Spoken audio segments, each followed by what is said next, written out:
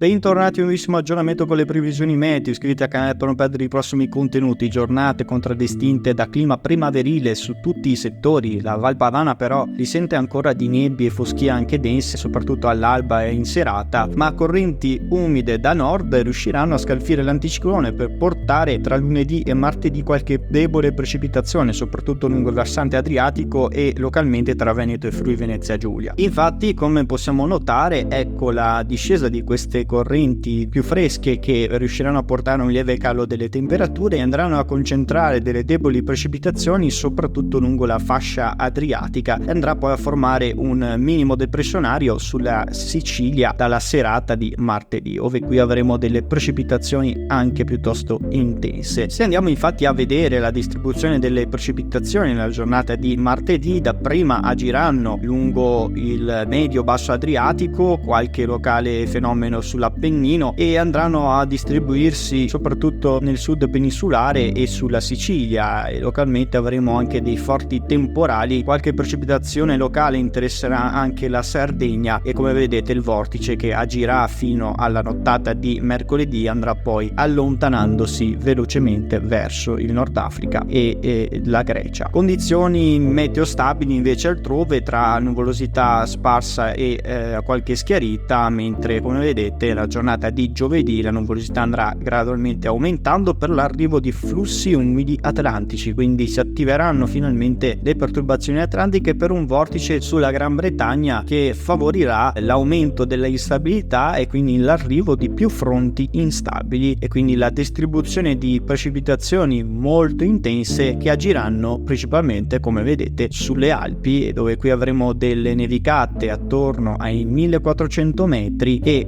dei forti rovesci locali temporali soprattutto sulla Lombardia e sulla Liguria e la Toscana. È meno coinvolto il settore dell'Emilia Romagna al momento e soprattutto meno coinvolta anche la Sardegna dalle precipitazioni, come anche il resto del sud. Il minimo dovrebbe velocemente allontanarsi verso est, lasciando spazio a delle schiarite con fenomeni meno probabili poi successivamente nella giornata di sabato, quando poi però dovrebbe arrivare, come vedete, un nuovo impulso instabile sempre di matrice atlantica, questa volta più freddo del precedente, che potrebbe portare delle nevicate attorno ai 1100-1200 metri di quota, con precipitazioni molto più diffuse questa volta anche al centro e su tutta la Sardegna, sulla Corsica, precipitazioni molto abbondanti previste qui, picchi di 100 mm di pioggia in davvero poche ore, con una perturbazione che agirebbe poi fin verso il centro-sud, andrebbe a coinvolgere appieno anche l'Appennino, a distribuire tutte le precipitazioni su tutta quanta la penisola fino alla giornata di